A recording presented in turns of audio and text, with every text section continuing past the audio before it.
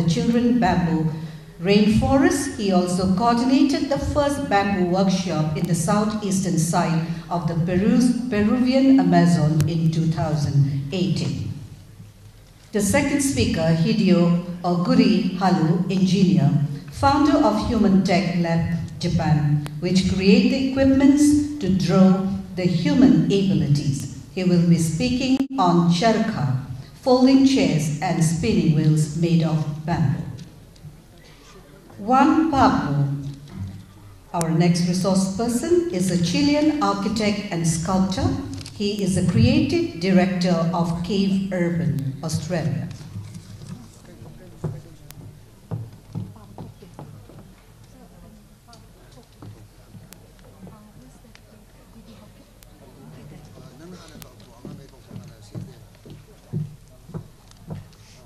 Mr. Didi Haukip, State Mission Director, Bamboo Mission, will make a few announcements.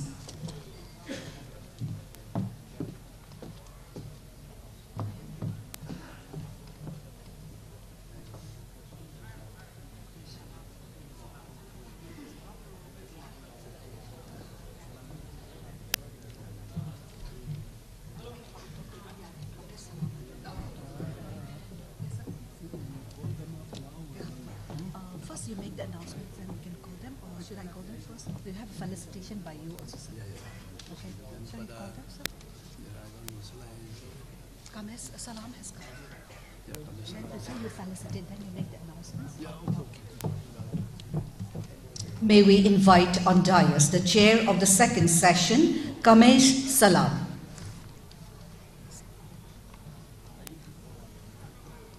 Please give a big hand for the chair of the second session. May we also invite on the dais the 4 resource persons, 2 from Peru, Vanessa F. and Lorenzo S., and Hideo Oguri Halu from Japan, and Juan Pablo from Australia. We also invite the 2 reporters of the second session to kindly take your respective places. May we also invite the 4 resource persons of the second session to kindly take your places.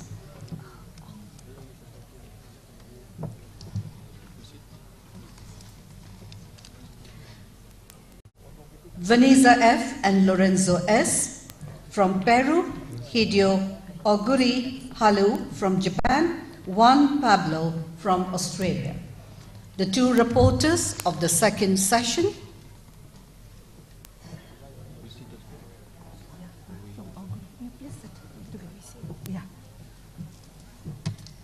May we invite the reporters to kindly take your places.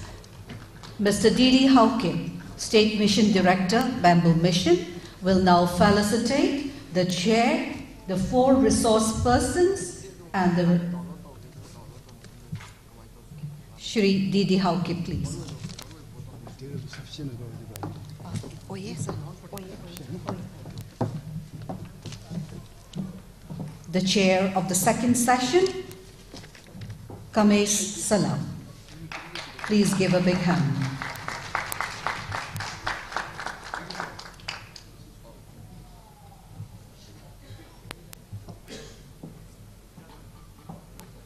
Lorenzo S. from Peru.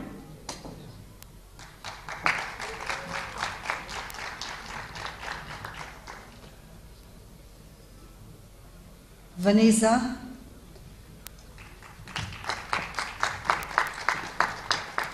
Hideo Oguri. Vanessa F. from Peru. Hideo Oguri from Japan.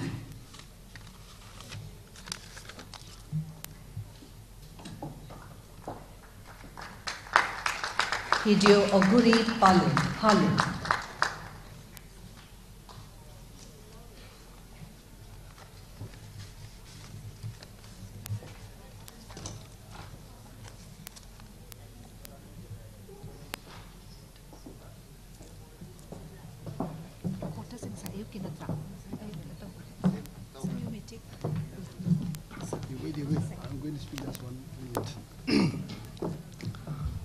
After this session, there will be discussion hour from 12 to 12:30 to 1. So it will be a combined discussion for the first and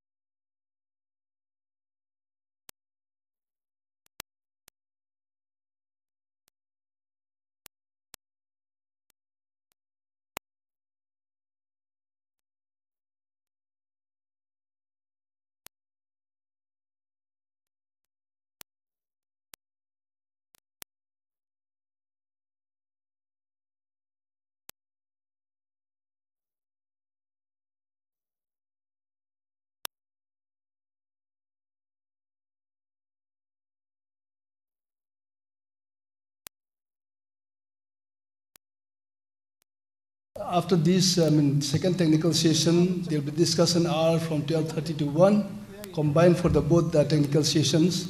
And now I'll call upon the chair today, Mr. Kamel Salam, to kindly take over this session. Thank you, Dr. Hakim.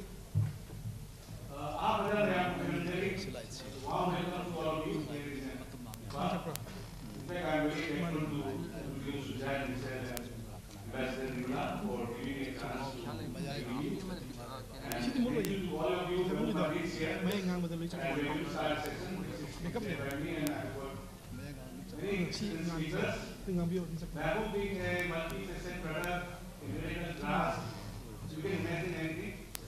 So just imagine what awesome humans are going to create, and I hope they will benefit us by their presentation and by their expertise, which is going to be shared soon. So I call upon the first speaker, Ms. Vanessa, to be our first topic of the day of this session.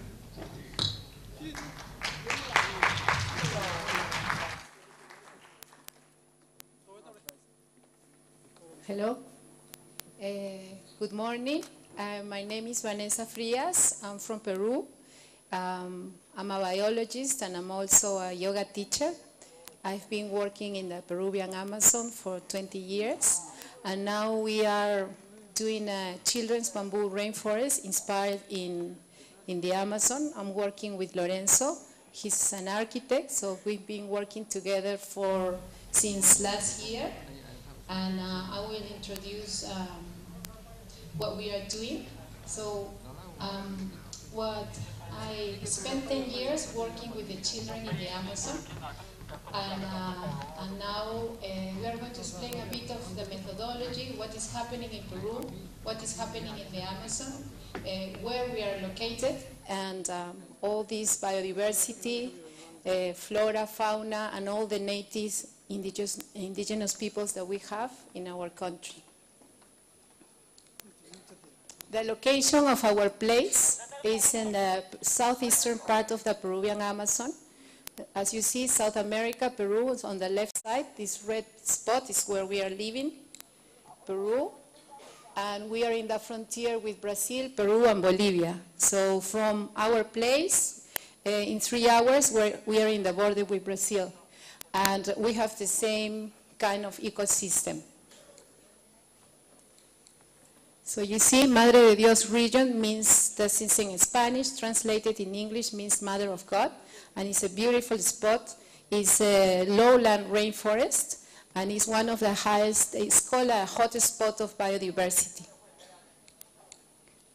In that biodiversity, we got beautiful animals like giant river otters, more than 200 species of mammals, just in that region. We got jaguars, pumas, different kind of cats. Still, we can see them on the river, 2 hours up the river. Ecotourism is quite high in that area. More than 1,000 species of birds. Actually, we're the second in the world in species of bird, and Colombia is the first one. And in just that area, they have counted 1,000. So bird watching is another big activity in that region. Woodpeckers, macaws. We have different species of macaws. Actually, when I started, my first research were on macaws. I stayed in a research station a long time ago, trying to know the cycle of life because they are in danger of extinction. Different reptiles, more than 130 species just in the region. Snakes, amphibians and reptiles. Beautiful poison dart frogs as well. More than 1,200 species of butterflies. We are the second in the world in butterflies and fish. And still the best and the emergent trees like chihuahuacos and or what they call the Brazil nut trees, that they are more than 1,000 years old.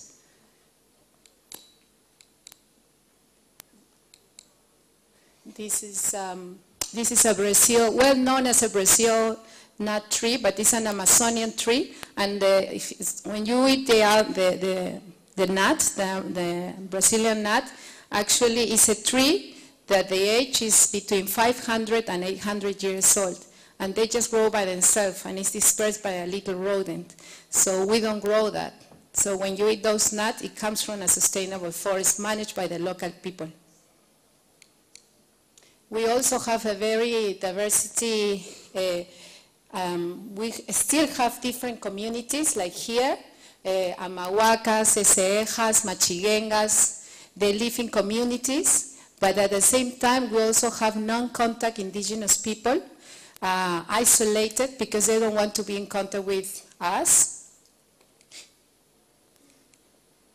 There are at the moment some, you can see some videos. The missionaries or other people wants to be in contact, they don't. And they live in the watersheds of the rainforest. And now I'm going to pass Lorenzo, because on one side, because we have this beautiful area, really high in biodiversity with so many cultures, and at this moment we are having a big problem.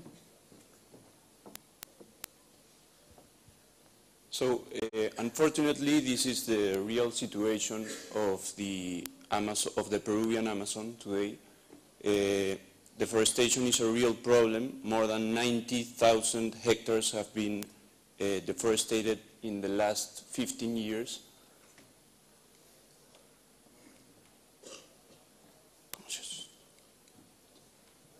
Oh, sorry.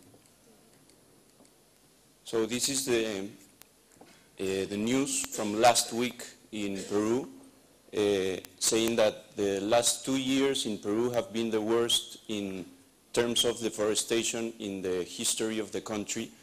In only the last 2 years, more than 18,000 hectares have been deforested. This is equivalent to 25,000 football fields. Leaving these terrible sceneries due to the principal problem is illegal mining.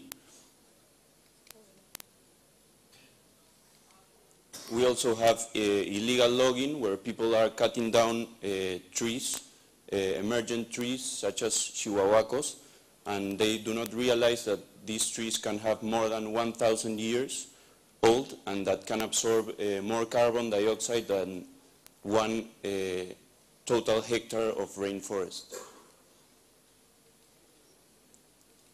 And we also have monoculture, people with agricultural purposes slash and burn their terrains, damaging, of course, the ecosystem and the natural habitat of the animals that live here.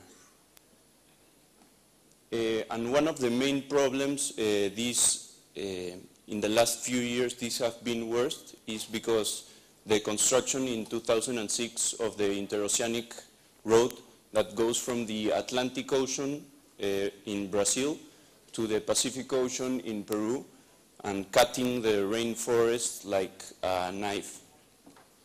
So in 2008, with the European economic crisis, the price of the gold went very high, so the demand for gold was even higher. So this made people from the highlands of Peru move to Madre de Dios, because there was no other economical activity that could pay more than this. So this obviously made more people working illegally and more deforestation. For example, this is a satellite image of Puerto Maldonado in Madre de Dios in the year 2000. We can see some rivers and,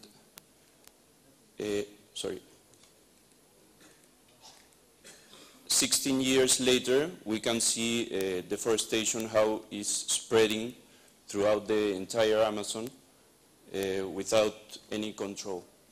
And this is another example of Rio Branco in Brazil, this city in 1995, and now in 2016, how can cities without any planification can deforestate the rainforest as well. So this is another image of the slash and burning and the interoceanic road. And so in this context, after explaining the biodiversity of the place and the problematic, we propose to use bamboo as a tool for conservation. So in this context, we work with ANIA, Association for Children and Their Environment, and what we are planning to do and what we are doing already is to work with children. So we are doing the first children bamboo rainforest in the Amazon, and what we believe is that we can create a better world with children and youth. There are many studies that explain that kids between 3 and 11 years old is the perfect time where they develop love and values for life and nature. This is the time when we get connected with nature. And that's why we want to start with kids when they are very little. What is a children's land? There's a children's land we call TINI, which is Tierra de los Niños. It's an initiative that reconnects young people to the natural environment. It's an area, it's a land that is given by an adult, and it could be given for a family, to school, or also work in the community as well. And it can be implemented in any place. It could be in a urban place or in a rural place, and it doesn't matter the socio-economical status of the area. In 2012, Children's Land methodology was officially recognized by UNESCO as the best practice of education and sustainable development. And in 2015, we are already using that program with the Minister of Education. So the schools are able to use the program, and so the kids will get a chance to go and learn not just in the class, but go to the forest and learn about nature, how to write, how to read, how to count, and especially to get connected with the forest and with our culture. Why is so important? What is children's participation? We always talk about children. We always think that children are so important, that they have to participate, but in reality, we don't let the children to participate. We always decide what they have to do. Since we are little, we tell them, don't get muddy, do this, do that, parents, school, and the whole society. So they have no freedom. So real children's participation has a methodology. So what we do is I go to a community, or we go to a community and say, okay, what do you like about your community and what you don't like? So they think about that. When they don't like things, they say, so what are we going to do? And they propose things like, let's plant, let's do compost, let's clean the area, and so they write it. After that, we make a vision. A vision is so important. It's like the architects, they design, they make their drawings, and then you know how it's going to be your house. They do the same, but in their school or in their gardens or in the community. After that, they make the design, and then I invite the parents or the people that are in charge to explain what the children want to do. They have to be conscious of the resources that they have and the time that they're going to put in the project. And for example, we have this map was created by children in India more than 10 years ago in Tamil Nadu, in this nice village called Auroville. And we had a volunteer from Portugal. He learned the methodology and he traveled to India and he started that project over there, here. And we have projects in India, in South America, in Chile, Colombia, Brazil, also in Nepal and in Japan. It's very easy to do, and I think most of the people that are related to education, we all have the same ideas, so we want to work together. And so if you see, they have all these areas, and they decide which resources they have and in which period they are going to do it with the participation of the children. So they start doing, for example, if they want to do their organic patch, they decide the veggies that they want to plant, the fruits that they want to plant. We go to the forest, they study about ecology. And this is an example of at the beginning, what do we get from the children? When I say, okay, where is the place that you want to give to the children? Normally, they don't give the best area. So this is an example of school on the top, that they gave us the back side of the school with all the garbage. And we clean it with the kids and a few parents. And after a few months, less than 6 months, we turn it into a beautiful green space. The other down below is an area very poor in Peru, in Lima. Lima, in the coast of Peru, is a desert. So we have no water, it never rains, and these kids live on the mountains with no water and electricity sometimes. And so, but kids have so much enthusiasm, and they dream. So what we do is, we went there was just one kid that said, I want to have a beautiful green area. So what do? So we start to recycle tires, and we turn it into a beautiful place on the other side. The kids celebrate their birthdays, and after 2 years, he inspired 50 other children in that area. And also there was a band, like that they were fighting between one neighborhood and the other one. But after this project, this group of teenagers decided to protect this children's land area. So it also encouraged positive actions in the area. And what we are doing now, we started last year and we are going to continue this year, is start the vision of the Children Bamboo Rainforest. We have 14 hectares, 7 hectares of rainforest and 7 hectares of, used to be a cattle ranch.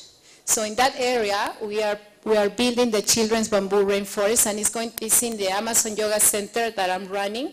And so that area is going to be for the children. So we can invite children and students from that region to learn about bamboo. So the whole area, if you see these all little dots, is like we're going to have a playground, a mandala garden, a workshop, a bamboo shop, bamboo house, a rhino, or what they want to decide, the design of an animal from the rainforest, a nursery, and a bamboo forest with the native plants, and also some other bamboos that we can show to the local people. And Kapok and Saimiri in the methodology also is very important for children to get an identity with a character. So Kapok is the name of a ceiba, the largest tree, an emergent tree, but in a native language. And Saimiri is the name of this monkey. So it's like a representation of flora and fauna. And we are planning to do a path with a story, like a magical story of the kids that they go into the forest and they will find kapok that will provide and bring happiness when we are going through all these difficult situations about deforestation, illegal mining, at least to provide to the children some hope. So last year we did this workshop, and Lorenzo is going to explain, thanks to Martin and the Mortera family that support us from Mexico, and then we made a joint Mexico-Peru to make it possible. So with the amazing help of Martin and Guillermo Mortera and Vanessa, of course, and the entire team, we did the first Amazon bamboo workshop. We took bamboo from the zone. We used Bambusa vulgaris, and we also used Guadoa sarcocarpa, that is all over the place in Madre de Dios, also known as paca. This is the material. So the idea of the workshop was for participants to learn the different construction techniques with bamboo and familiarize with the material. We did this organic structure that Martin has presented around a burnt tree to emphasize the sad reality we are living in the Amazon today. This is Claudia from Germany. We had people from different countries. And we made this structure for children, like a place for meditation for children. This is pictures of the entire team. It was all made out of bamboo splits. And we also did 2 hyperbolic structures. We had conferences at night with Martin and other specialists of conservation and construction, where Martin explained other structures that could complement these structures we were doing to make them more easy to construct or to create other spaces. And we also did these columns made out of 4 bamboos to make houses entirely made out of bamboos with earth and bamboo, just that, and in very few days. And we also did the structure that Martin talked about in the workshop a few days ago, this arc structure for the entrance to where all these structures are. So in 4 days we did 5 structures, the organic structures, 2 hyperbolics, the house of bamboo, and the arc structure. So to keep our goal of conservation, we need to think about sustainability. So Vanessa is going to finish the presentation explaining the social, the environmental, and the economic strategies of the project. Yeah, just to finish. Yeah, so every time when you want to work with projects, the main thing is how to get the funds to keep going. And also they always ask you for sustainability. So for me, the most important base to go forward is to work with education and with children. And that's why if we don't work with the values and we don't encourage the children to care about nature, no matter how much technology and money we have, we will keep destroying our planet. So after that, if the social base is all right, then we can go forward with conservation. And at the same time, we use bamboo. For us, bamboo is a tool for conservation in the Amazon, and we can transform the bamboo in different activities. And for us, we are new in all these areas, that's why we are here. We are learning a lot from the other people that came to this conference.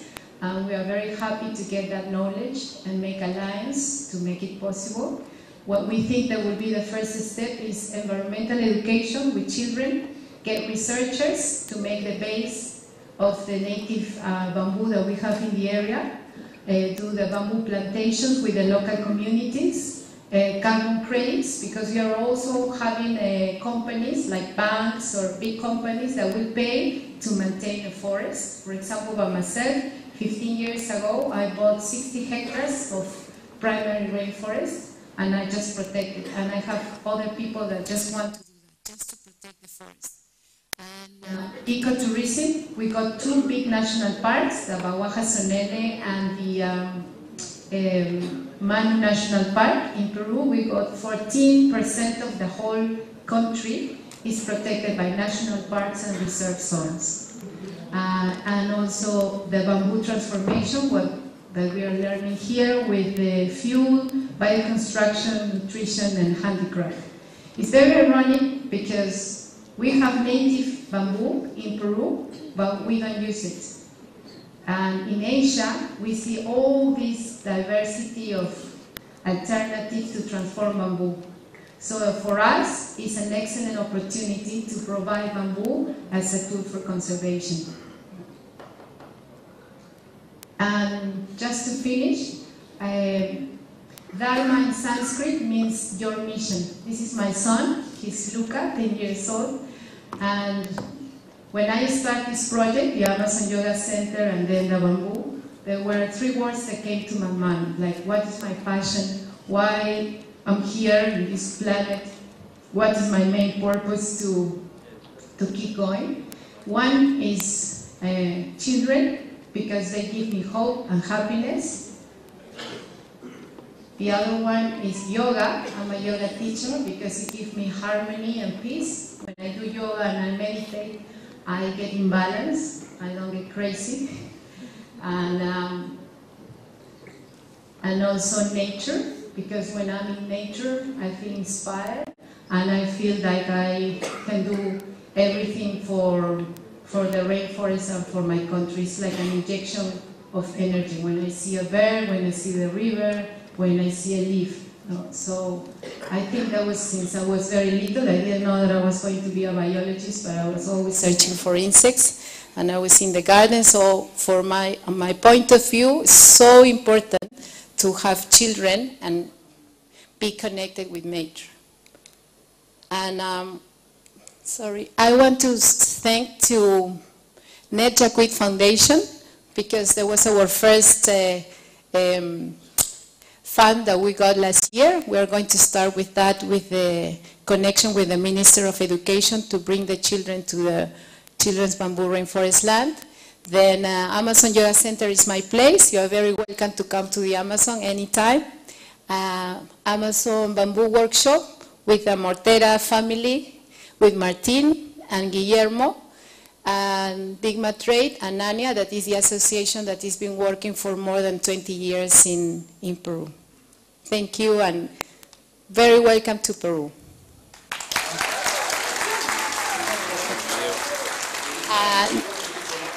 We just have a video. Okay, that's okay. Okay. Huh? No, no hay tiempo. We can put it later.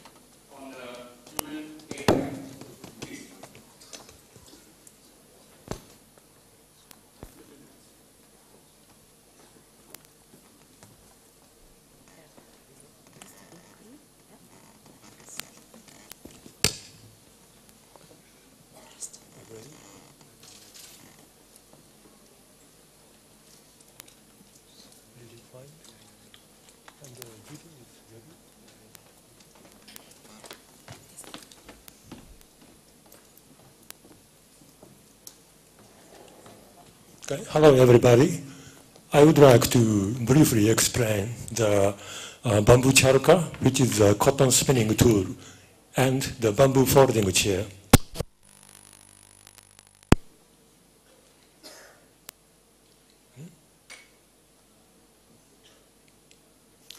Okay. Let me introduce myself. My name is Hideo Oguri, but my nickname is Haru, so just call me Haru.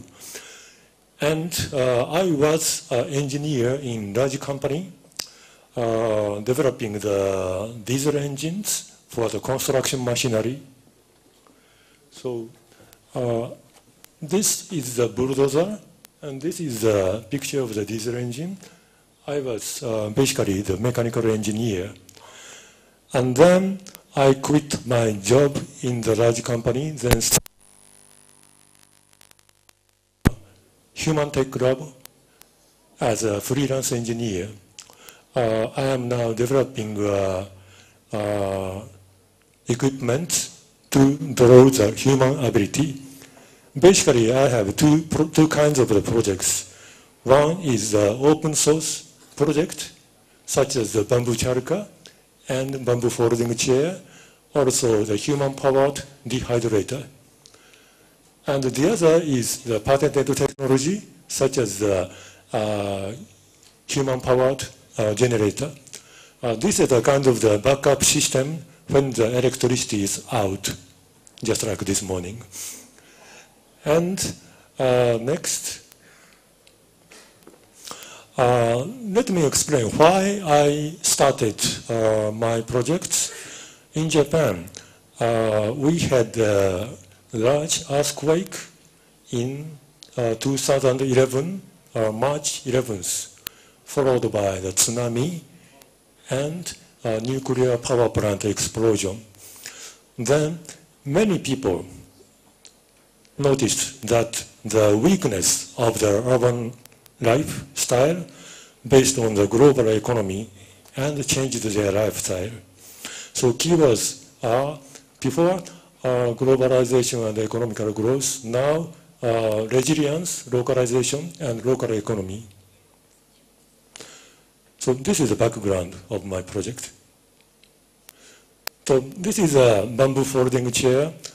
As you see, this is a chair, but can be folded like bunch of bamboo, and assemble the lower part and put the upper part. I can show you.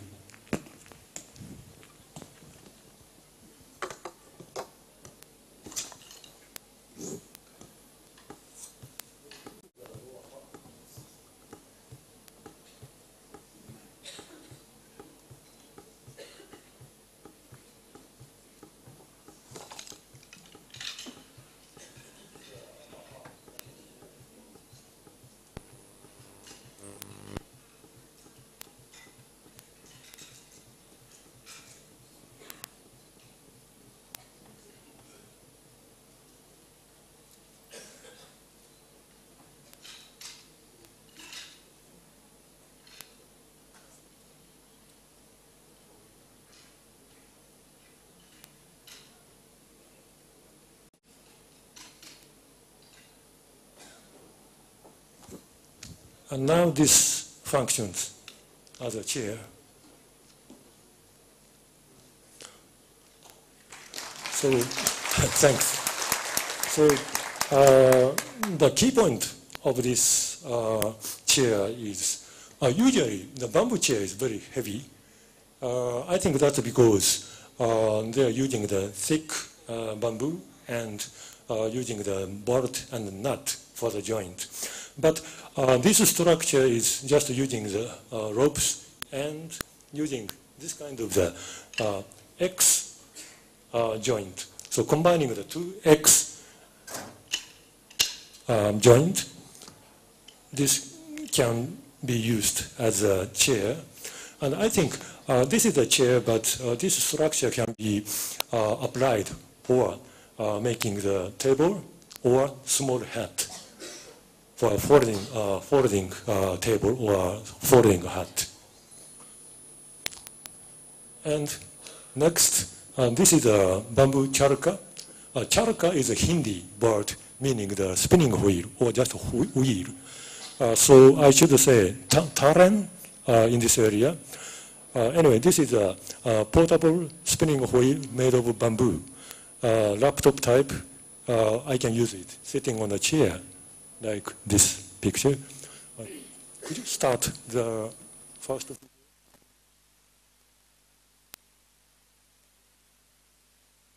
I think, yeah. So this is the video to assemble the bamboo charka.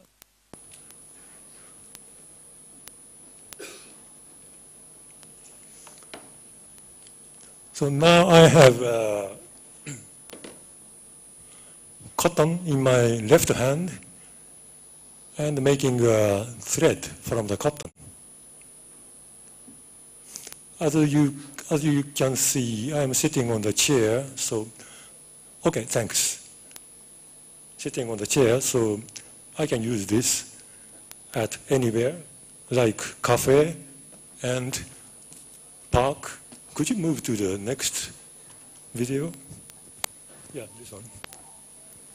So this is a spinning workshop in the terrain.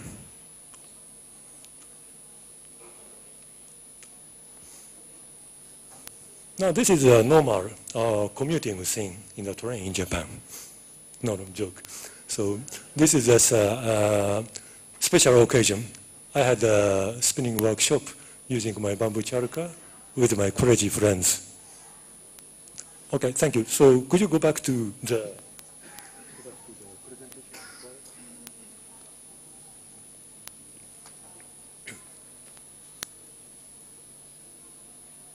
Okay. So why bamboo? Why cotton spinning?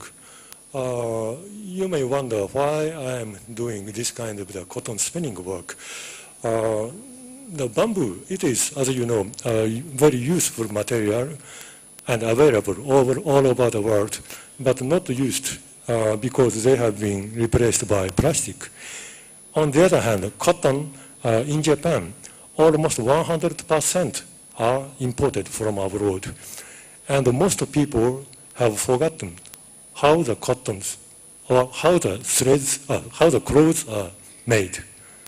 So when the people forgot how the things are made, they lose the respect to those who made the things.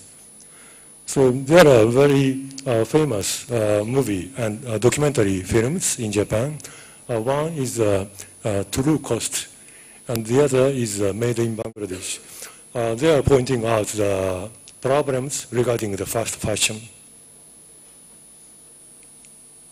So I had a small cotton spinning workshop in the events such as the Maker Fair Tokyo, also Maker Fair Shenzhen, and Maker Mela Mumbai. So I felt that there are some kind of the difference between the countries. In Japan, most people does not know how to make the threads from cotton. And the spinning wheel is just a tool in the fairy tale, just like Snow White. And in China, this is a picture in Maker Fair Shenzhen, China. Most people in the age of the 60s or 70s know how to spin. They have their own experience. And India, of course, everybody knows about the spinning wheel, charka, and knows how to spin. But in the most cases, they cannot spin by themselves. So I went to the school in Pune. Top left is the school in Pune, and went to Hyderabad. The designer, as a teacher of the Fashion Institute, invited me to have a spinning workshop. And this is, bottom left is Ahmedabad, Gujarat, Vidyapith. In this university, the students are supposed to have a 1 hour spinning and meditation. So when they tried my bamboo charka, they spin very well. So bamboo charka and bamboo folding chair, these two items are open source projects. So I will try to support the people who would like to make these items to start their small business. I wish to put this line made by the artisan or the company and designed by Hideo Oguri, Human Tech Lab. I think I still have a time. So, okay, let me show you how to spin. Because this is a World Bamboo Workshop rather than conference.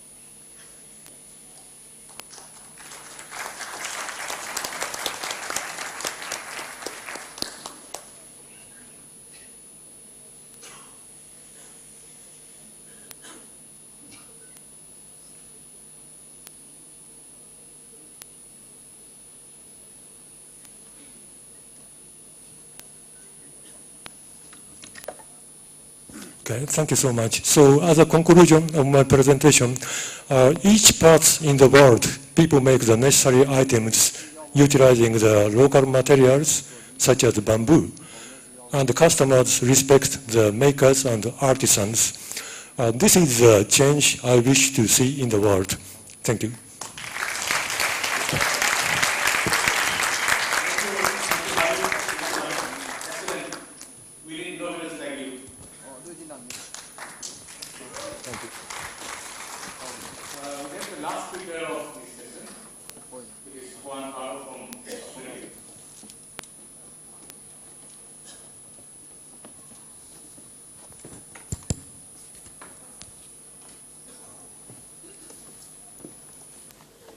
See the video?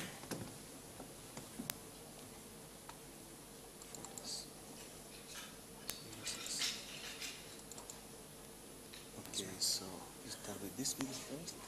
This one first. First and then the presentation. Okay. Now. Before the presentation. Okay. Hello? Can you dim the lights?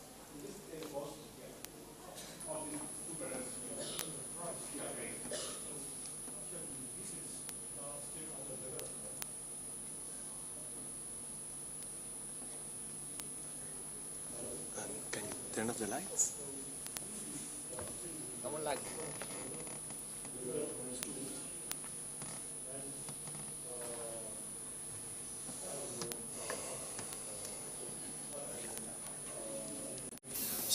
Pause.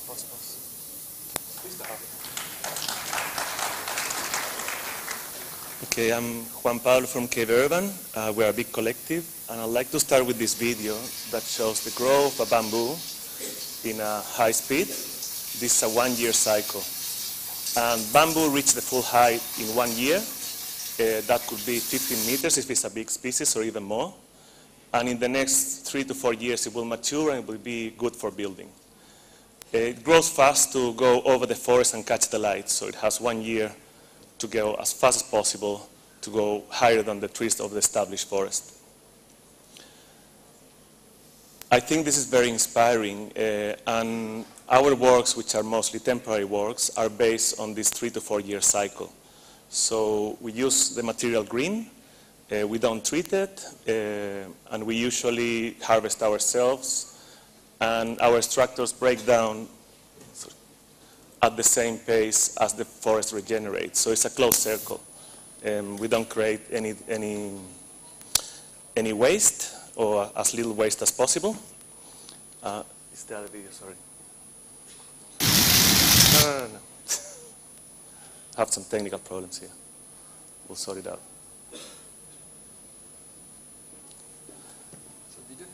No, I didn't finish the video. But, okay, we can go with the presentation. So open the PDF. Okay? Just the PDF. On the left, the PDF. It's fine, we can go with the PDF, start the presentation.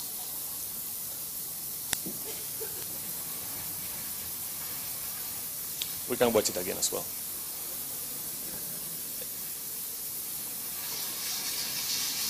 In its growth, it will capture a lot of carbon, and when it breaks down, the carbon eventually will go back to the atmosphere. So one of the things that we can do when we dismantle one of the structures is do biochar, so use it as a fuel, and then capture the carbon as biochar and use it for other purposes, like making bamboo vinegar or other products. Also, you can see that the bamboo, as it grows, has the sheets on the side, those little leaves. A way of identifying the age of the bamboo, if the sheets are still attached to the culm, that means that it's a young bamboo. When it doesn't have the sheets, when it loses the sheets, and it starts to grow mold on the side, it's an easy way of recognizing a mature pole. So when we harvest, we do a selective harvest. We identify and mark all the poles, and then we cut them with hand saws. We try to use as little electric tools as possible, and we think that through education and by bringing the people to the forest and make them understand the whole cycle from growing the bamboo to actually building something, it's a good way of inspiring them and to make them understand the whole cycle. Okay? Can you go full screen?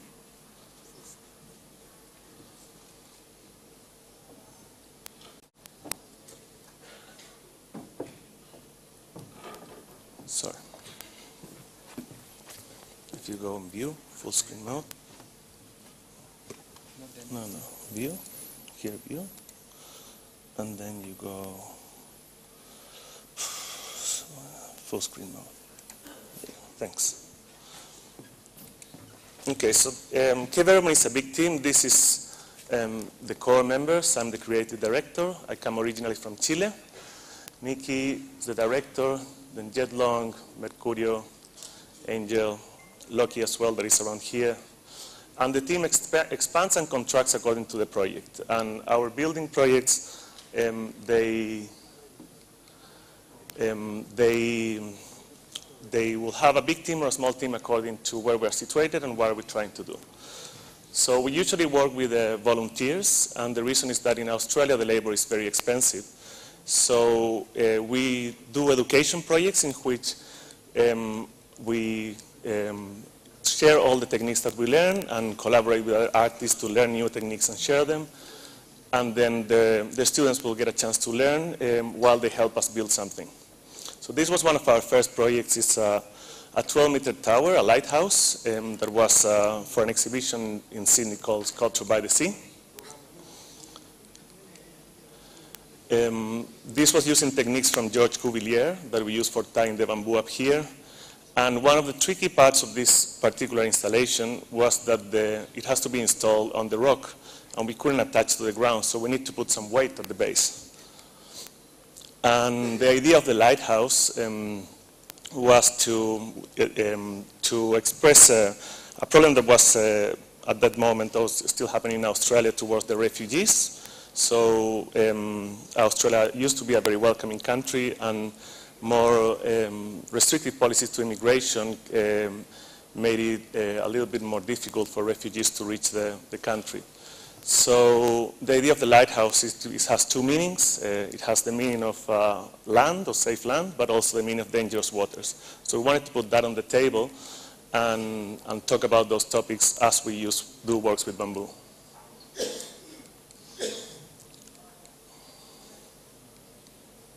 That is from the bottom looking up. And during the night. So So we like this idea of making a big tower, and we also wanted to bring the bamboo closer to the people, to the city. We think that by bringing the bamboo close to the people, we are opening the market and creating opportunities for people to get in touch with the material, get inspired, and then ask questions about what can we do with bamboo and what is the future of bamboo. So this was a 24-meter tall tower that we installed in the middle of the city. It's probably one of the tallest bamboo structures built at the moment, and it's still up in a different site at the moment. And it was a very, the inspiration came from the forest, and most of our inspiration comes from the material itself. So we try to understand the material and try to take ideas from the material itself. This sensation when you're in the middle of a forest and looking up the vertical lines of the bamboo, we wanted to transport that to the city and share that with the people. So we designed a tower in which you can go inside. You have an entry and an exit. And we use a light steel framework because we didn't have time to build on site because it was a public site in a main square. So we had to build it off site, and it was such a big element that we built it in halves and put it together. And at the base, we had a place for the ballast. Because again, we couldn't anchor to the ground, so we rented concrete blocks and strapped them down. And because most in Cape Urban has some training in architecture or design or arts, we use models and 3D renderings to express, and share show the ideas to the client, and then we work towards that. So model making is really important for building with bamboo. It gives you a good idea of how it will behave, and we usually use the little branches of the bamboo itself to create our models. So this is building on site, off-site, and here we're tying with a polyester rope and using a tourniquet technique and using full-size poles. And for this case, because one of the beauties of the forest that we wanted to show is that it has giant bamboo, we even harvested some pieces that were around 20 to 22 meters long and cut them in half and then re-put them together to be able to transport them. So here you can see the two halves of the tower and a little corset made of steel that puts everything together. So this is on the site, and then in one night we put it all together and crane it up, and then finish off the floor inside using the offcuts. We did a floor with the bamboo circles, and that's the work finished. So you can see the size of it, and the people can go inside one side and come through the other, and all those bamboo circles come out and create the stairs. So we use all the offcuts. We even use some offcuts from previous work, so we always try to recycle the material until it breaks down, and then it goes back to the forest. We can mulch it and use it as fertilizer. Whoop, that was quick.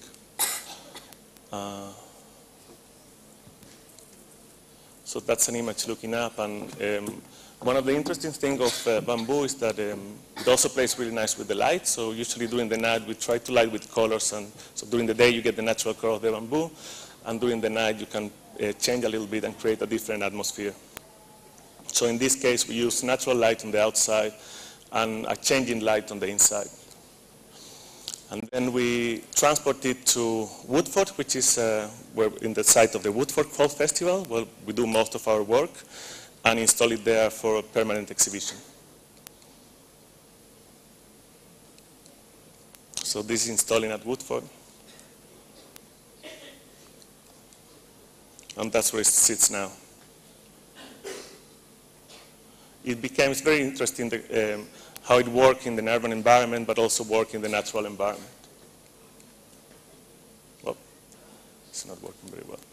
So this is another project that we did in Melbourne. It's called Regenesis. It's a cocoon, and it was for a climate change festival that invited artists to do a work that was talking about climate change. And we came up with the idea of a chrysalis in which you can go and isolate from the noise and the urban environment and have a natural experience in the middle of the city, and then come out somehow changed with another vision of how things can be done or how things could look.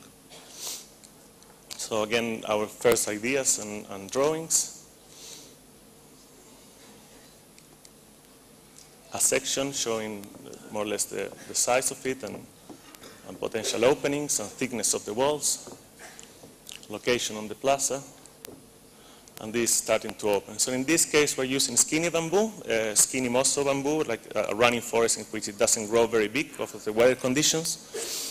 And it's all just tied with wires, similar to the technique we're using here in the workshop for tying, and just bending it and giving the shape. So in this as well, we have a little light steel frame. We usually use light steel frames very thin to give us a quick start and get the shape right, because these sort of projects, they require a quick installation and also give you an anchoring point for foundation or how to transport, to be able to pick it up. And Australia has very restrictive regulations, so it also gives you the certification for the engineers. So then if a wind comes, we know that at least everything is hauled down and it won't fly away. So that's on the plaza. Inside. And the council liked it and decided to buy it, and they installed it permanently in a park.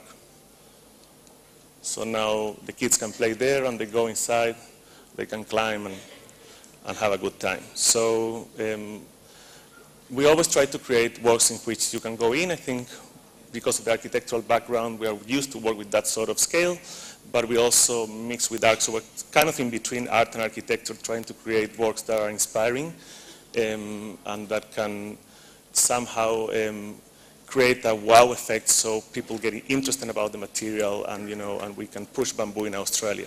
In Australia, there's not a tradition of bamboo. There's not a craft. We're kind of starting all this by inviting people and collaborating with other artists, and then doing demonstrations so people get interested. We don't have a building code, and that's why we're using art as a medium of experimentation, because there's not many regulations for an art installation compared to a permanent building. In Sculpture by the Sea, again, we did a sculpture called the Golden Hour. Golden Hour is that moment in the afternoon when the sun sets and the light is very good for the photographs. It lasts, like it says, for about an hour and give the yellow color. So we wanted to put a work that was playing with this idea, a sphere that touches with the horizon and that captures the light of the sunset or the sunrise.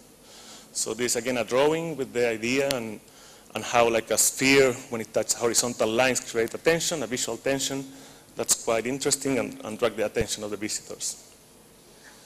So a section showing the intention, of doing a space that you can go inside and building on site. I think it was like a 5 days build or a week build probably.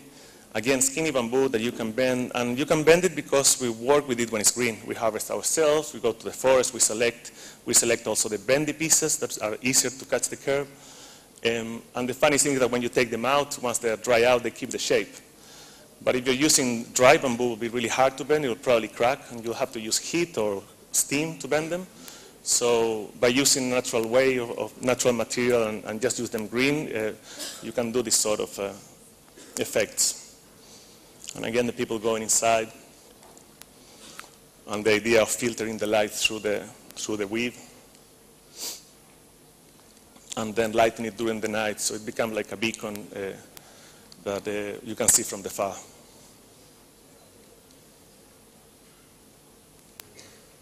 Oh, sorry, something wrong with this. So we collaborated a lot with an artist called Wan Wenqi. He's from Taiwan. So I'm trying to go back, but this is not responding very well.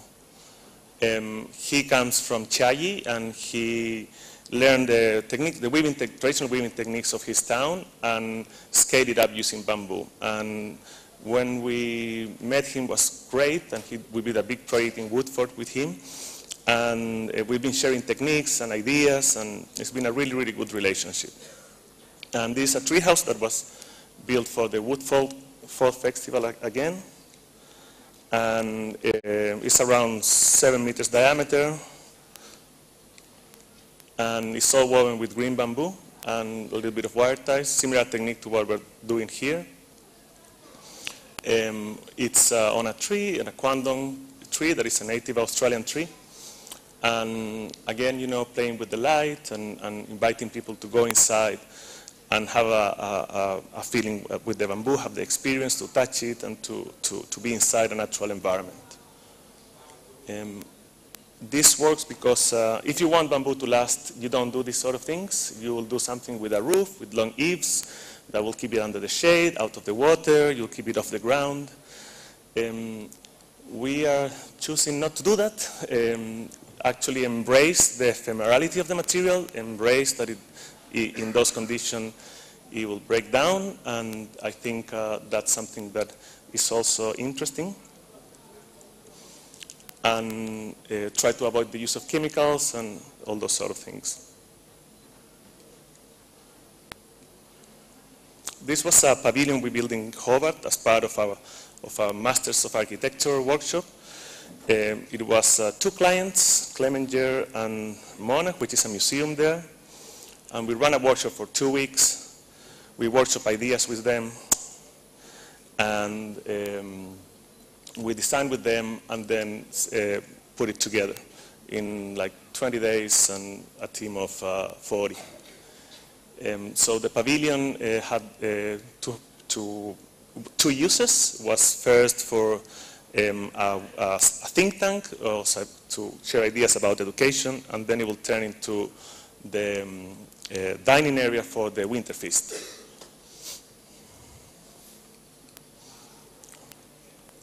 Again, natural bamboo. This one has a hothouse membrane on the top, so it's a waterproof structure, and it's all tied with a rope, so you all got disassembled and the bamboo got reused.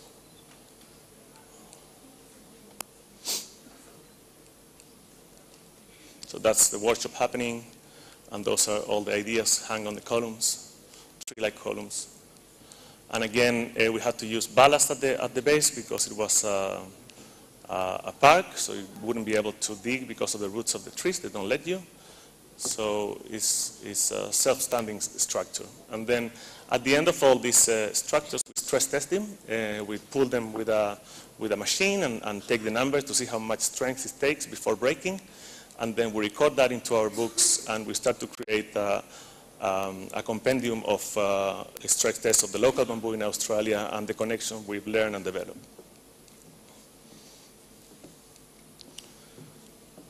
And these are future projects that we think to do. So this was a project for, yeah, well, that's it. Thank you. Short on time. Thank you so much. I think we are getting our time into the discussion now. Before I conclude this session, I would like to invite Dr. Hawkip to kindly facilitate one panel. I think we have 3 excellent speakers. Didn't work at all. It's truly a one-value workshop. Because you are Compared with we have tell me. America, we have Japan, Malaysia, and from Australia. And these all are 3 innovative projects. Sorry?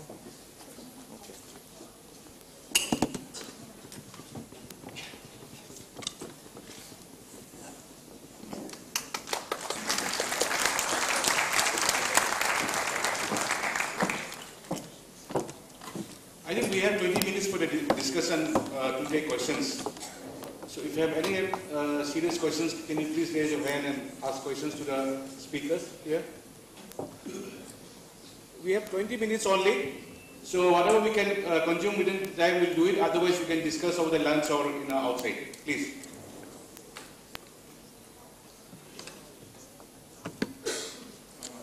My question goes to the speaker from the first session, Mr. Chua. So is it possible to ask that? Can you introduce yourself first?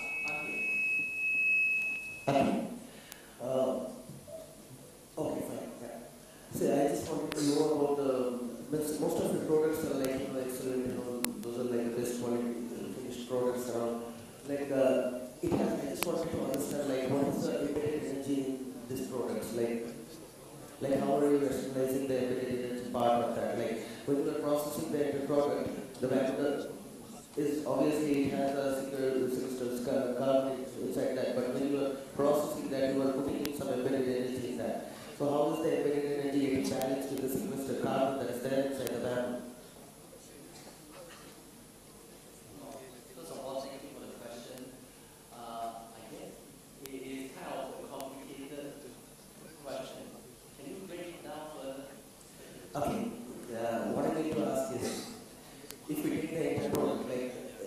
say if you want to categorize it as an ecological product. First, well, if we don't do it, it's okay. But once we start to do it, like we are talking in terms of a sequestered carbon inside the baseline of the product, that the strands has some carbon in it. Whereas while in the process of manufacturing, a lot of processes, it consumes a lot of energy in terms of the. I got the question. Yeah. In one of the slides, I show you wood and bamboo, which I classified bamboo is as part of wood. Going through the process, it uses, if I'm not mistaken, it's like 3.8 megajoule of energy to produce 1 kilo of that material. As compared to, if you compare to iron, glass, those are all much higher. Much higher. So, in that term, it is still a better material to use as compared to the concrete or steel, iron, and so on. Did I answer your question? I just want to be a little more specific. Like suppose if we really want to zero it down to the figures and numbers, like okay, this is the volume of bamboo you are consuming, like this many metric tons, and this is the product output. Like suppose for also bamboo in China, it's like consumption of it's like around 3 people. It's like 5.1 metric tons of carbon dioxide can be sequestered by 1 hectare of mozo plantation. Like most of the products are also talking in terms of mozo. So that is equivalent to 3 people's carbon emission as per Chinese lifestyle, whereas it is equivalent to 1 person's lifestyle in US. So if you want to use it there, like what I need to say is the amount of carbon footprint for 3 people in a year in China is 5.1 metric tons. The same is equivalent for 1 person in US in 1 year. So if we want to zero at each hectare of mozo plantation consumes 5.1 metric tons of CO2 a year. So when you bring the product up, process it, so per hectare of your harvest, what is the volume of product that you make? As compared to that, what is the amount of energy you are consuming? Might be able to give out the data for that. Thank you again for the question. But I think I'm from entrepreneur side. Those questions I think is very well asked in academic world last year. So any academic world people who have this number in your mind and can reply to this question, I'm very much welcome for the help. I think it's a very specific question. If I were to answer that question, I have to go back to the institute to do this study before I can answer that. I'm very sorry. Next question, please. Second. I have a question. My name is Sharma. I'm from Bangladesh. I have a question to Pablo. Thank you for your nice presentation. The thing is, you have shown different structures, some temporary, some permanent. Is there any mechanism for waterproofing the roof? As I have seen some pictures that there are some small holes on the roof. So what would be the mechanism of waterproofing during the rainy season? You'll have to use some sort of membrane or some product that will actually be waterproof. Bamboo has to be kept away from the sun and the water. That's a general rule that applies to any bamboo building. So if you want the building to last, you have to keep it off the elements. And if you're in a place that is prone of borers or insects that will eat it, you'll have to treat it. The traditional method is borax and boracic acid. So you soak it, and then the salts of the borax will replace the sugars of the bamboo. The sugars are the ones that attract the bugs. And through osmosis, you replace them, and then it's also a fire retardant because sugar is flammable. So that's kind of the good practice, let's say. Okay?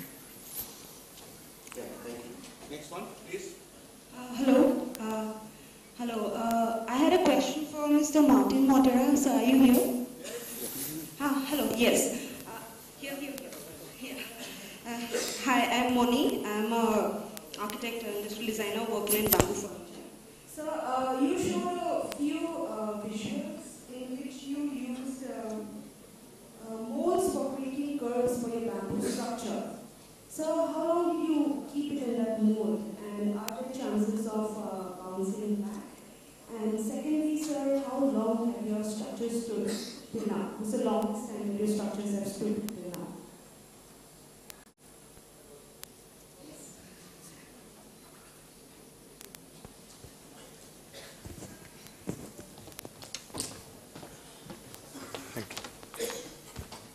And so, when you're making the curves, you need to have the technique for the curve don't return to the same, no? So in the model, we need to put the triangles inside. I can show you now like a little demonstration how to make the curves and in the mold and no return, no? Because it's very important in construction. You have all the time the curves and not with the move, no? For this construction, we make only the curves. Only like demonstration of bamboo laminate and the strongest that could be, but we can make a demonstration for tree. In the hotel infant, we are making another more curves. It's 3 curves, so we can show you 2 the other place too. So you showed the demonstration in which you are making small cuts and curving it. Exactly. Is that the way? Or do you like keep it in the mold and keep it stagnant? Yes. For example, if you put one bamboo, no? And after you put the other. So if you, okay, you put triangles inside, so you can put bamboo pins like triangles, and you're making a little structure inside. So when you put the arch, it's continue with the same arc, but you need to work with the bamboo pins, in this case, for example, in triangles. So you put one bamboo, other, and you put triangles inside, and it's no return.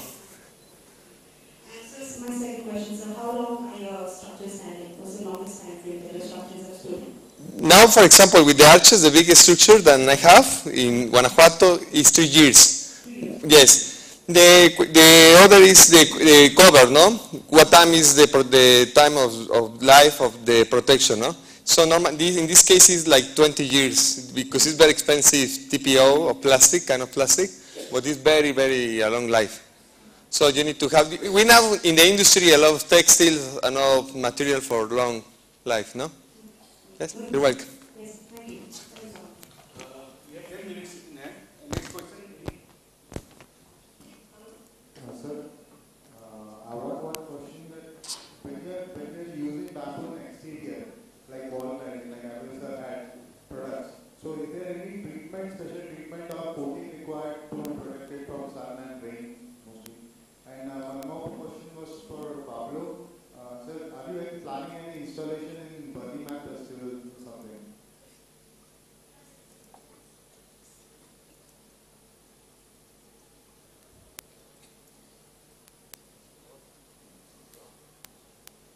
Hello?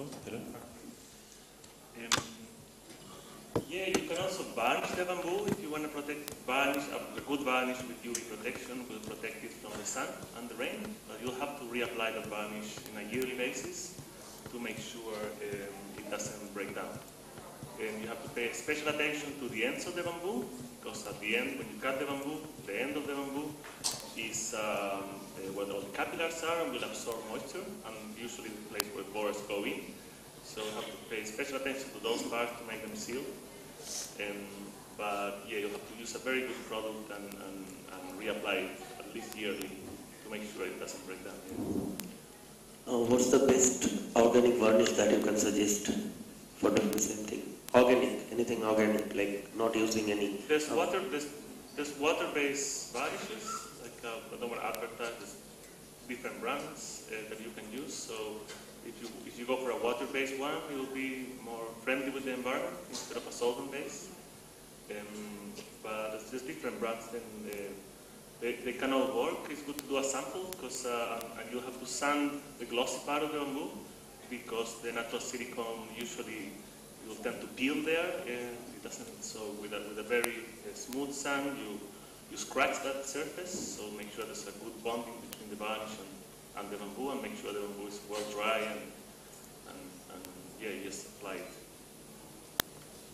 Any questions from this side? My question is to Pablo and Martin. Most of the works are the result of your personal experiment. What is the status of the material in your countries in the architectural education? I'm an architect and academic, and in India, we have just one cursory semester dedicated to alternative materials, which is called a vernacular semester, architecture semester. What is the status of material in of this material in architectural education in your countries? Well, in the case of Australia, it's something that is, hello? In the case of Australia, it's something that is, we're just kind of trying to start and open the market. Sorry? So there's not a code at the moment, but there's other countries that are much more advanced. Let's say Colombia, Peru, they have building codes. I don't know very well how the differential is around this area. But there's lots of good practices of building with bamboo. What Oscar Hidalgo's done with Simon Vélez in terms of connections with mortar to connect the different pieces. Those are good practices as well. So I think the best is to go to the ISO standards and see all those papers. They have good information and see the building codes of countries that have a good tradition of building the material.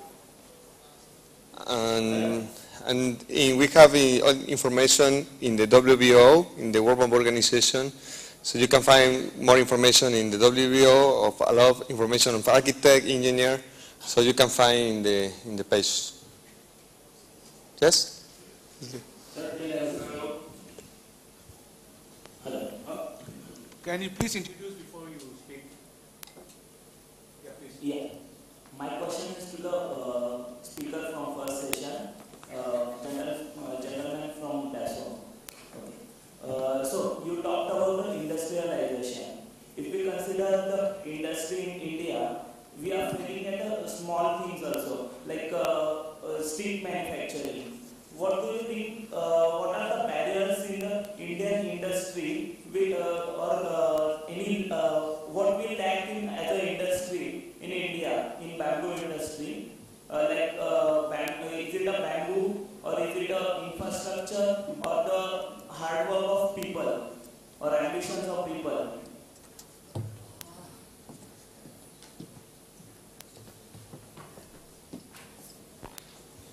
Well, again, it's a big question. The way I think, obviously industrialization is very important, but then I cannot just impose on a certain level of industrialization. Example, I can suggest that, hey, build a big factory so that can sell a lot of material. But that may not suit you well just because it depends on what level of social economy the society is at. So, and also it depends also the financial status of whoever that is going to invest in that. But in any case, the way I see things is, first you need to build the market. And once you know that the market is built, then the second thing you need to do is check the cost and the market level, pricing and your costing. Then third, obviously volume is important.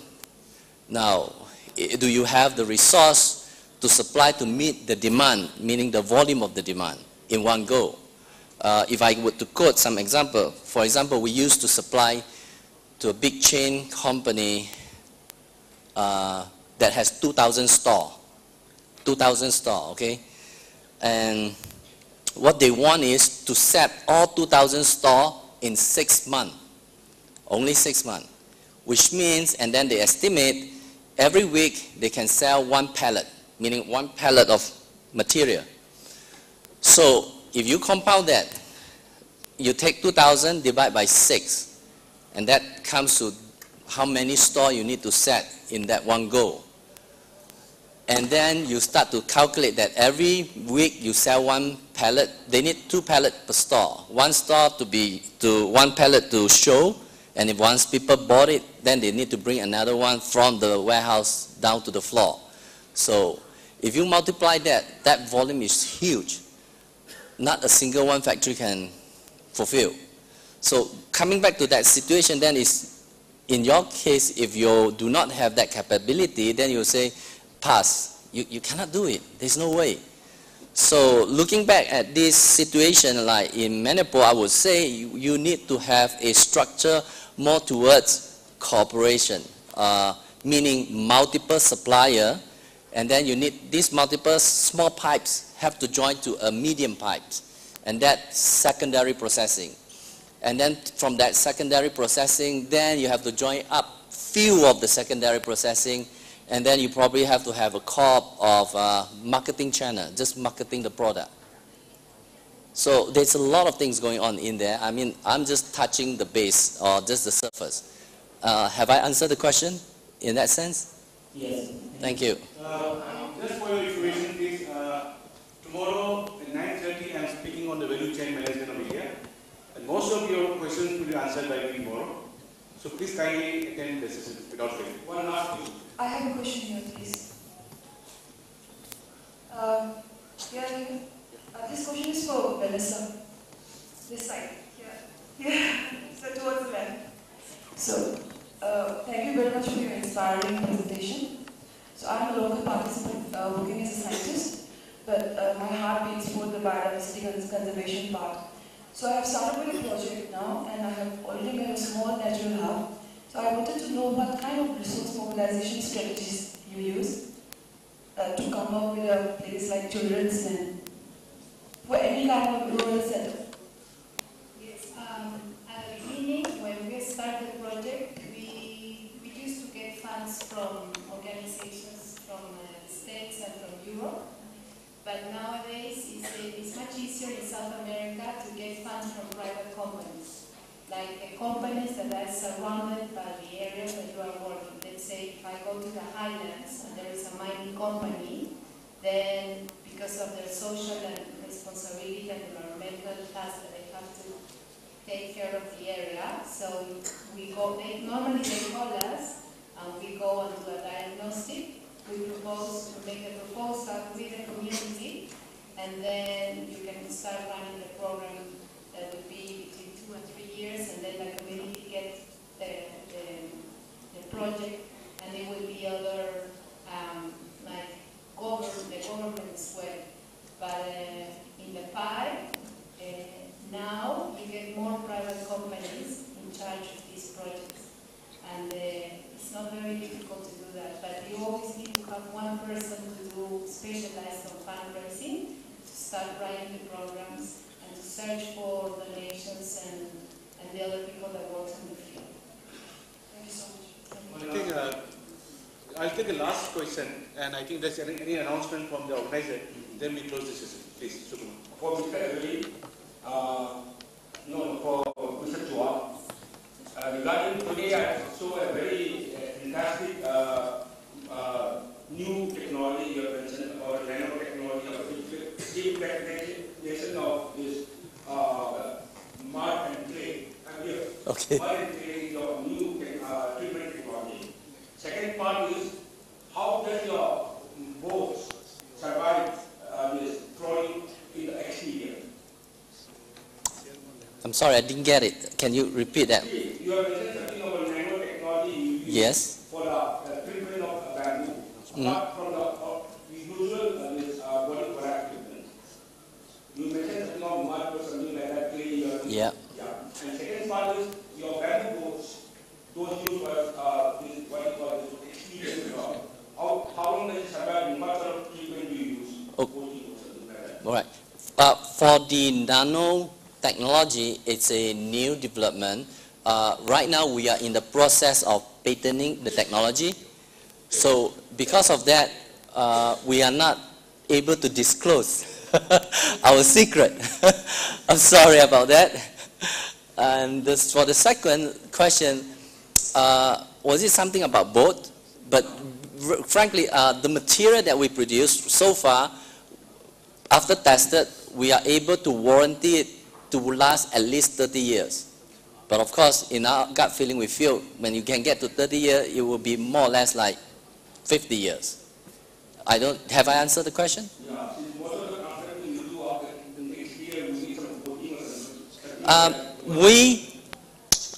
We suggest to put oil, just because oil and coating is different in nature. Oil seep into the material, wood and bamboo. This is coming from the coating technology, my background on the coating technology. When you form a film, like plastic form a film on a material, ultimately it has to peel. Because under the UV light, especially when it's outside, UV light is going to penetrate through the coating and etch the fiber layer. So over time, it doesn't matter whether it's 1 year, it could be 2 years or 3 years or maybe longer, but ultimately it's going to peel because UV sunlight is going to age the fiber and the fiber is going to start to weaken and the whole coating will peel. Whether it's the coating that aged first or the fiber aged first, but ultimately it fails. So the best treatment for exterior is always oil because oil goes into the material and then you can have a lot of different additives that's in the coating that preserve the wood. Is that sufficient? Thank you. Thank you very much. I think Suzanne is announcement. Yeah. Before that, I would like to thank all the speakers here for making such excellent presentation. And I would like to request you to give a big clap for all the speakers here. Thank you so much.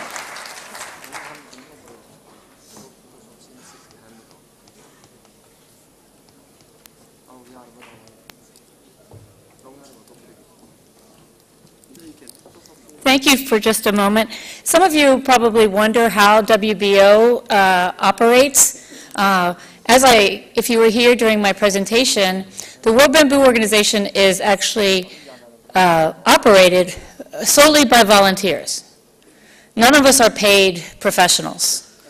The way we operate with our website, our hosting charges, any publications that any financial cost to our organization comes 100% from our corporate partners, okay? And I'd just like to introduce our newest corporate partner from Manipur here. Come to the stage. They would like this opportunity so that you recognize them. Marjaling Industries from Manipur. They're in the tissue culture propagation, and they are now a new corporate partner, our first from Manipur.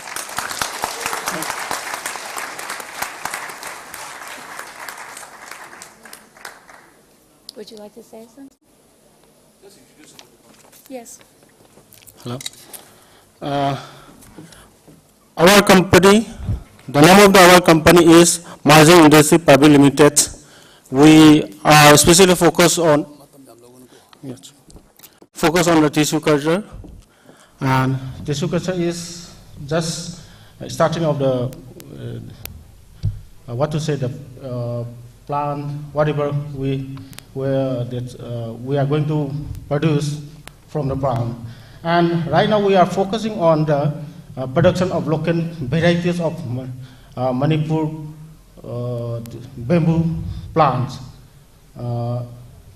The texture culture is nothing, we are trying to produce scientifically, which use latest technology. It is totally virus-free. That's why we are focusing on production of bamboo products from the tissue culture. Thank you very much. Thank you, Susan, for giving the opportunity.